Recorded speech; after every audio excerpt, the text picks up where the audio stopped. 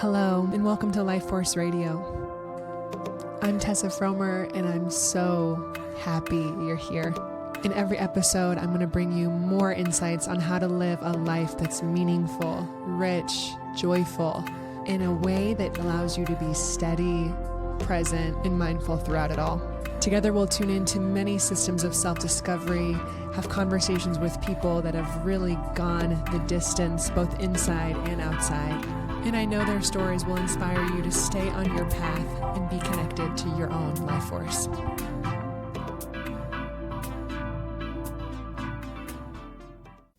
Holy crap, guys.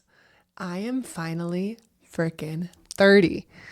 And today, this episode is dedicated to this portal that I've been in, this period of transformation, approaching this new decade, being in the weekend where it was being celebrated, and I was really reflecting on this last decade and the decade ahead and what it means and what it feels like to be 30 now.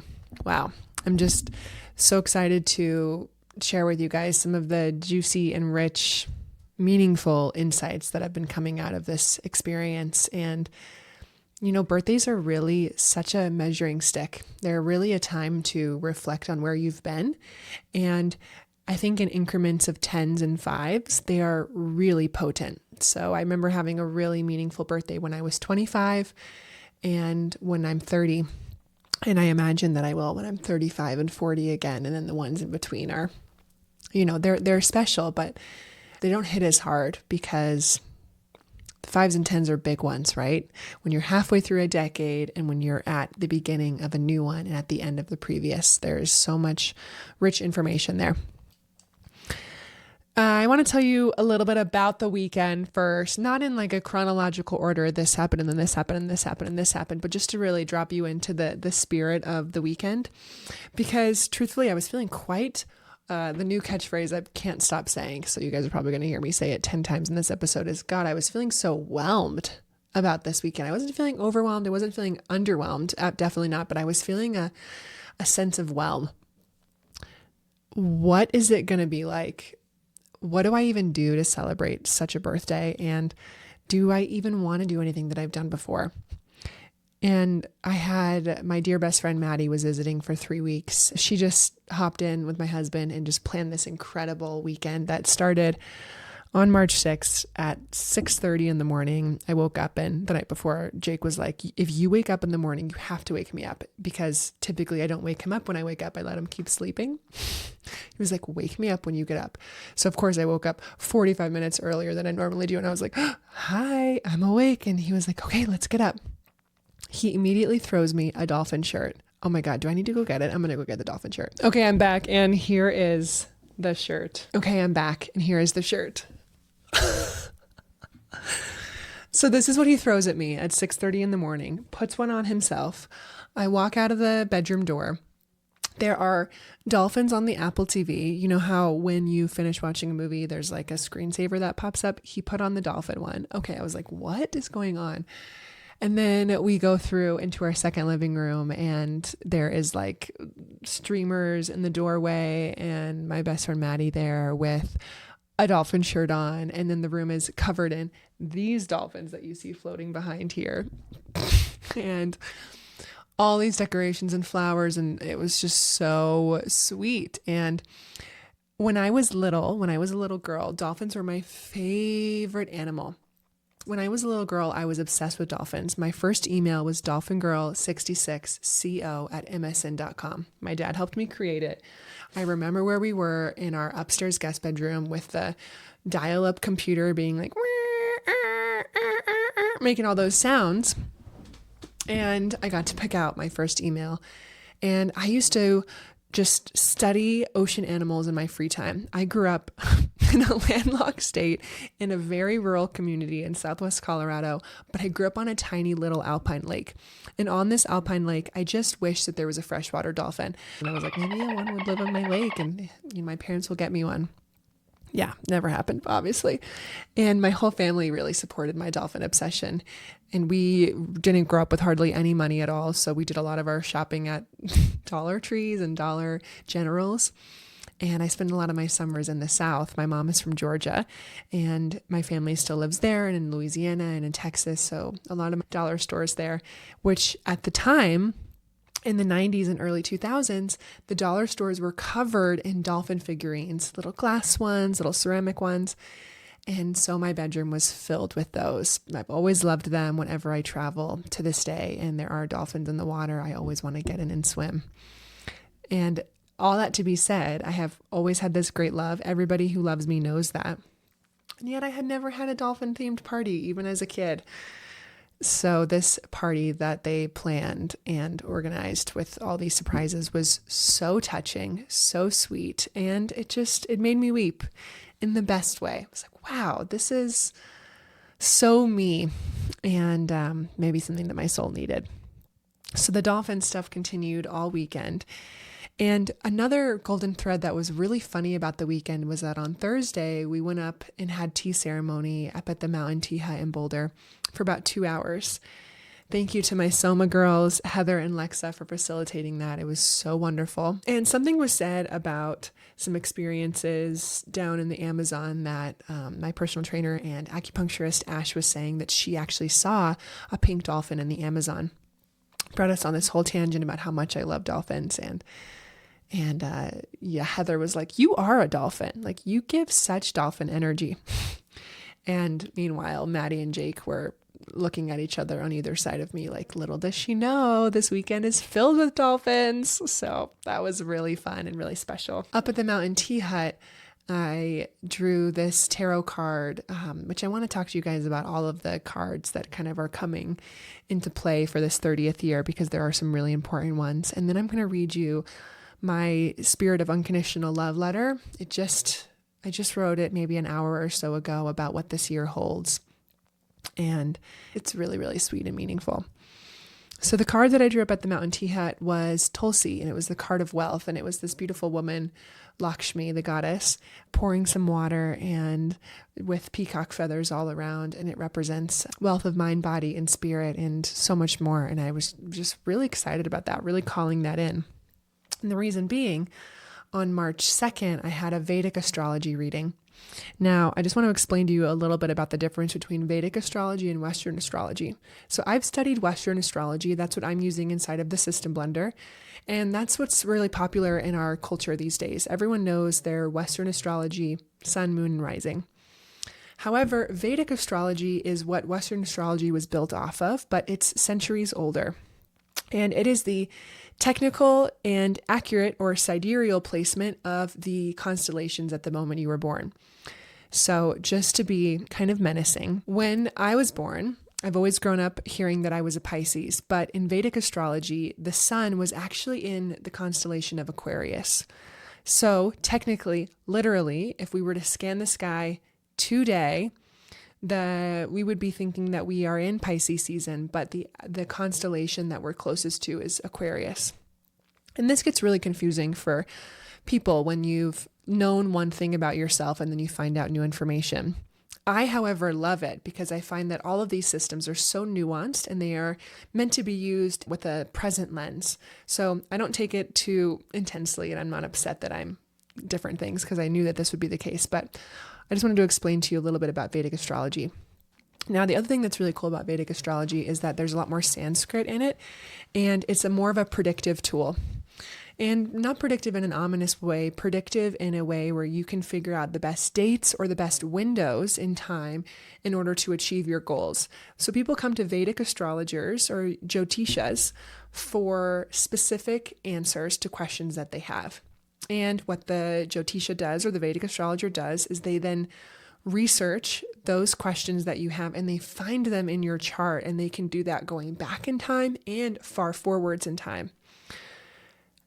Now, I met this Vedic astrologer in the grocery store about 10 days before my reading. And she was just the most magnetic elderly woman you've ever seen. She's also low-key fucking hot. And we just hit it off in the checkout line. And she said, you know what? I'll give you a free reading. I said, well, I don't even need a free one, honey. I'm looking for a paid one because I'm about to turn 30 and I'm wanting to know what to expect. We exchanged information, scheduled this reading. I show up to her house. She's 5 blocks down from me. We've actually met walking my dog before. And she tells me that she lives in the house that Pema Chodron, Trungpa, and Ram Dass lived in when they were opening Naropa. Ram Dass is my man. I love him so much. I have been steeping in his teachings for 2 years now. And you guys just have to read Being Ram Dass and Be Love Now. Best books freaking ever. If you want a recommendation, please write those down. Being Ram Dass and Be Love Now. So good. So immediately as I walk into her house, I'm just swimming in this beautiful energy and just feeling right at home. My questions for her were, what is going on in my business right now? What am I meant to pursue? What am I meant to lean more into? Am I meant to do more Social Alchemy Institute? Am I meant to pursue a more financially stable career right now? Bring home the bacon? Become a powerhouse again? What am I really meant to be doing right now? Because I'm kind of at this impasse where I'm like, do I lean in really hard over here, or do I focus on setting myself up for the future? Both are possible with social alchemy, and both are possible with just bringing in a little bit more money. And so I've just been kind of wondering what's best for me to do. Social alchemy fulfills me deeply, and I want to have any pressure on it to make it anything more than what it is in its own natural unfurling. So that was my first question. And my second question was, dude, when do we have babies? Like, when do we really do this? You know, we've been on a big, more personally, I've been on a big fertility journey since I went off of birth control about 6 years ago, just trying to figure out my cycle, regulate it, and just further embody this body. And speaking of embodying this body on this fertility journey, I am reminded that I want to take this flower essence. This flower essence is by Lotus Way. You guys have to check out Lotus Way.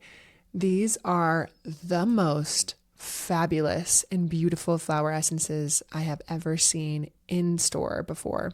I found them in person in Boulder, but I'd been wanting to try them for, well over a year, maybe even a year and a half, but I'd never pulled the trigger. But many of my clients have, and they love them too. And I bought the flower essence on Monday called Luscious Embodiment. It is the flower elixir for exquisite freedom, bold expression, and spacious delight. And it's really great for fertility and femininity and all these things that I'm calling in that feel like the missing key on my fertility journey. So I'm going to have a little sip of water and have some. So I'm really excited about that one. So yeah, this Luscious Embodiment golden thread was happening alongside this reading. So let me just drop you into some fun information that came out of this Vedic astrology reading, which was, first things first, she was like, honey, you have been in a Rahu period. Rahu doesn't exist in Western astrology, but essentially it's the archetype or the asteroid or constellation of the hungry ghost. It is the energy of wanting, of desiring, and of having things. It is the energy of aspiration and ascension, but in a material world. And I've been in this period with Rahu, this hungry ghost period, for about 15 years, or will be about 15 in total. It'll be from 2011 to the time that I'm 32.9.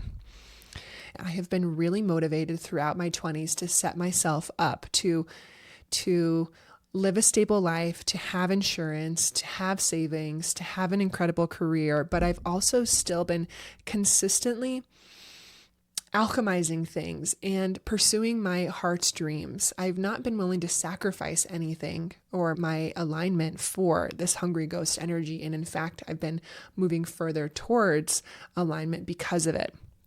And it's because I know, this is what she told me, is because she knows that I can have it all, that I can have an incredible relationship, an incredible community, an incredible sense of self, and live in a beautiful environment. And those are things that really matter to me. And it's because I've lived in periods of time when I didn't have all of those things and it didn't feel good for me. She also told me that this explains why maybe sometimes I feel restless and I don't feel quite settled, and I'm always wanting to improve things and keep going and keep growing. That's the Rahu energy. So all of this is just feeling so true for me. By the way, I'm reading from my journal always. You know, I'm always doing that. She also told me that I have a Leo ascendant. That means I'm Leo rising in Vedic.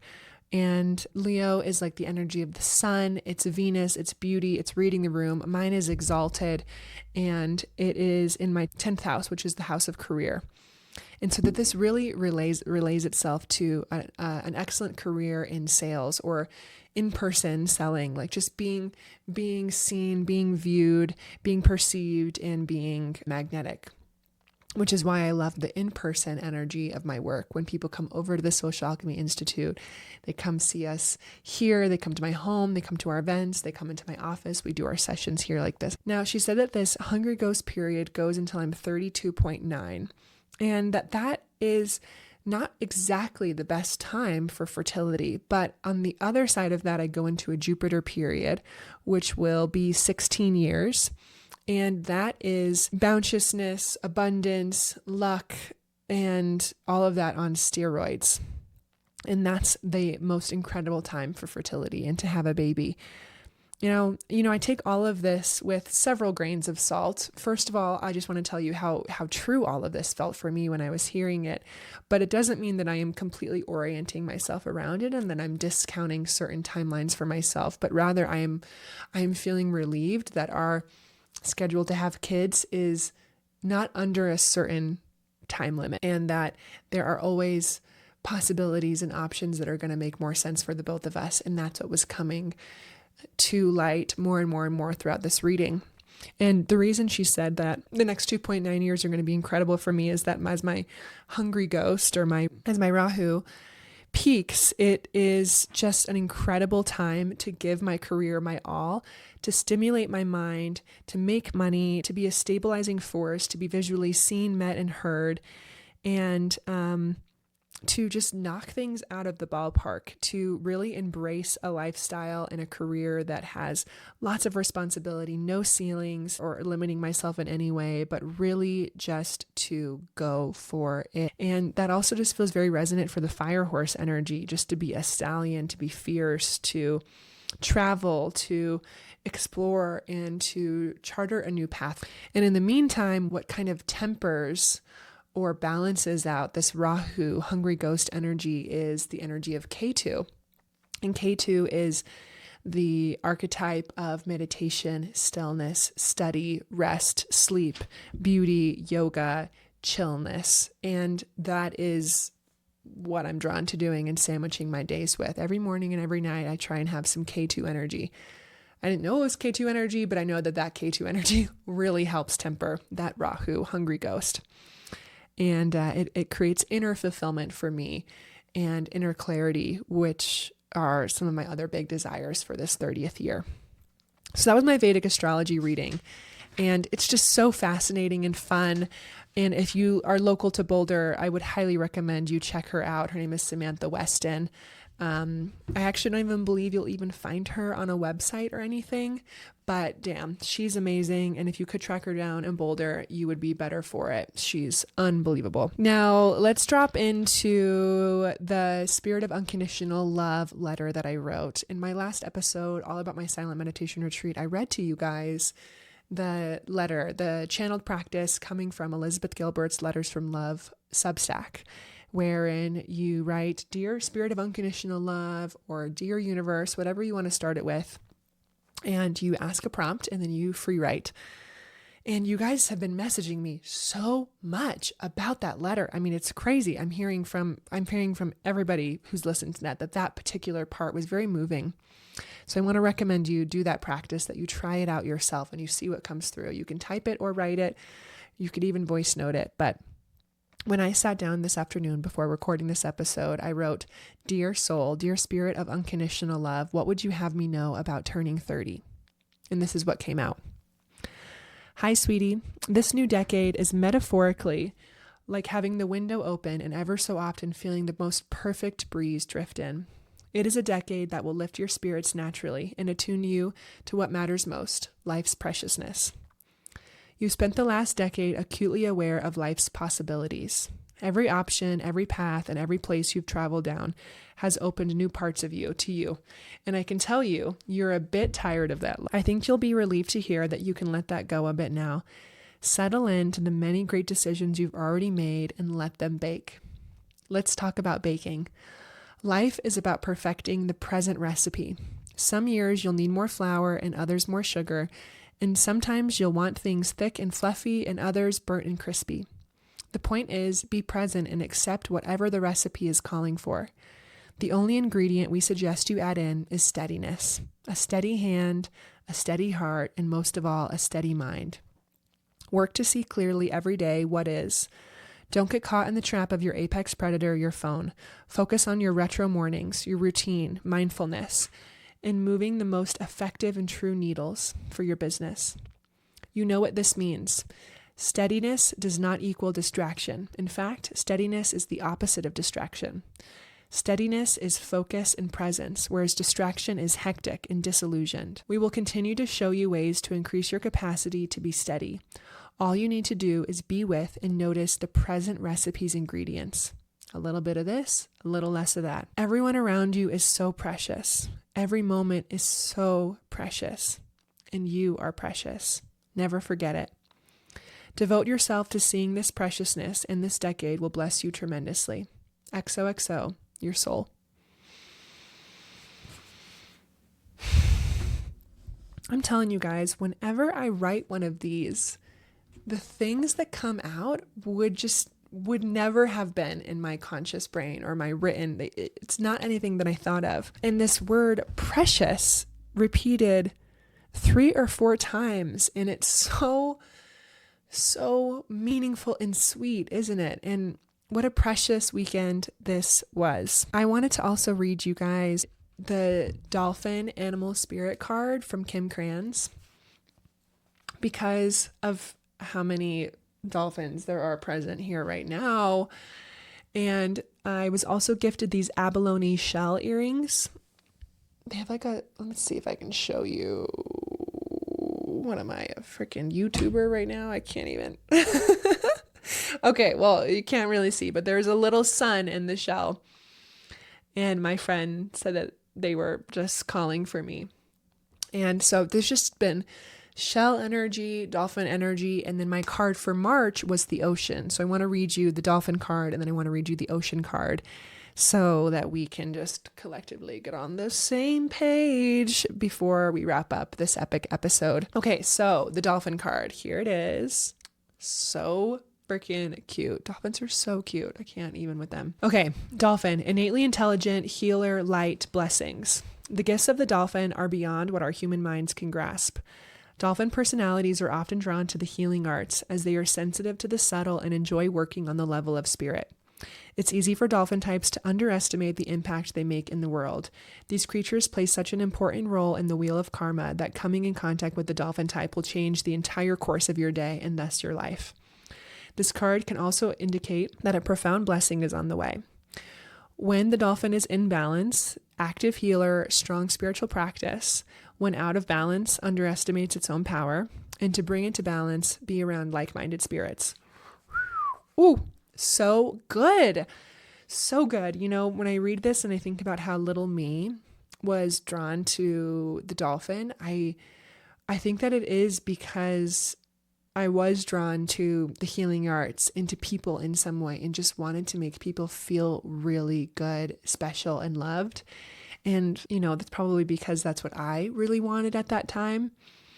But now that I'm older and I can just feel all of the light and levity and sunshine that I have within me, which is AKA my life force, just constantly reflected back to me, especially in such a big weekend like this, where the outpouring of written love and people showing up is so clear. I just feel that this dolphin energy that I innately have is feeling really recognized and seen and valued and not taken for granted. And I just love that. More of that in this new decade. And then the ocean card is the card that I pulled for March this year. I pulled a card for every month of the year, and I did this in advance in December for the year ahead. And the March card is from this book, Archetypes by Kim Krans. Now, what I do is I draw the card, I read the message, but then I write my own thing down in order to capture what I think is most meaningful for me. Okay, so here's what I wrote down for my March card. The ocean dissolves the little us into the big us. When ocean energy is present, there is change stirring that is beyond any change you've known before. The ego must dissolve. The saline swells will work on your very cells, your fibers, and your deepest underlying beliefs. Life is change. Let the waves crash. And then I wrote down, step into the unknown. Okay, guys, so you'll have to message me on Instagram or send me something somewhere and let me know what you think that means, because there are so many golden threads that I could weave from everything I've just shared, but it's true. I just feel like change is afoot and I am here for it. I'm no longer afraid of it. I just want to step towards this next evolution of myself and of my business and of life itself and just freaking go for it. I want to go balls to the wall. I'm in my balls to the wall era again. I'm not being quiet and small. I am going for it. I am just really ready for what this decade has in store for me. I really am life, bring it to me. I want to flow. I want to be in the flow with life. I want to remove any bottlenecks and just go for it and just notice where going for it leads me and where it doesn't. And that's where that clear, steady mind comes in, just to quiet any thoughts of, I should be doing this, or I should be doing that, or I'm not doing enough here, or not doing enough here. It's like, let me just see what life is calling me towards and go there. That is pretty much everything that I could share with you about this 30th birthday and this year ahead. And I'm just so excited to be 30. It's so funny to finally be here. It was a little nerve-wracking on the front end of it. Being in it was a little whelming, and now being on the other side, I'm just so happy to be here. Oh, so happy to be here. Multiple friends told me, you are the most 30-year-old I've ever met. I feel like for the last 10 years that I've known you, it's felt like you've been 30. And another girlfriend, Marie, she said, you know what, T, you did your 20s so right. You have explored and you've experienced, and like my letter said, you've explored every possibility. And I really am excited to let all of that bake, marinate, settle down, and just pursue my career, my family, nurture my incredible relationships, and flow with this life. Let me know what you think about this episode. Are you 30 yet? Are you on the other side of this portal? Are you approaching it? Let me know. I want to hear from you. I'm going to record an episode all about what it's been like going up on the roof into my second phase of life as a 6-2 profile, and a little bit more about Saturn returns. So tune in for that more kind of cosmic episode that will help you either make sense of the Saturn return and 30th birthday that you had, or the one that's coming up for you. And I just want to give you a ton of resources and information, and that will be a very nerdy episode. Because God, there's so much here, and there has been since time began. Turning 30 has always been a really big threshold for human beings. So stay tuned for that episode. Let me know how this one landed for you. Give me a follow at Social Alchemy Institute on Instagram. And I look forward to seeing you guys again so soon. Thanks for listening. Bye.